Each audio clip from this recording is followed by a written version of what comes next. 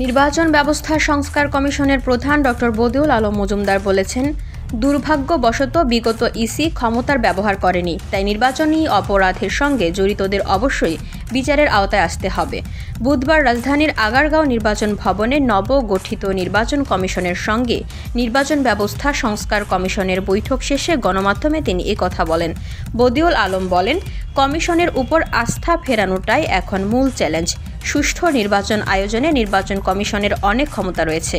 সেই আইনগুলো প্রয়োগে কমিশন ঠিক কিভাবে কাজ করতে পারে সেসব নিয়েই সবাই মতামত দিয়েছেন।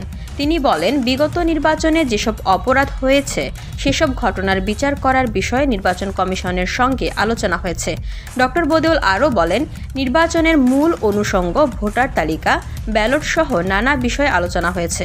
এসব বিষয়ে নতুন নির্বাচন কমিশন নানা বিষয়ে মতামত দিয়েছে। এসব মতামতের সঙ্গে নির্বাচন ব্যবস্থা সংস্কার কমিশনেরও মতানৈক্য নেই। এ সময় আরও উপস্থিত ছিলেন নির্বাচন commissioner brigadier general Abul Fazal Mohammad Sanaullah. তিনি বলেন, একটি সুষ্ঠু নির্বাচনের জন্য কী পদক্ষেপ নেওয়া যায় আলোচনায় সেটাই গুরুত্ব দেওয়া হয়েছে। সামনে এসব বিষয় নিয়ে আরও আলোচনা হবে। ভিউডি বাংলা নিউজ ডেস্ক।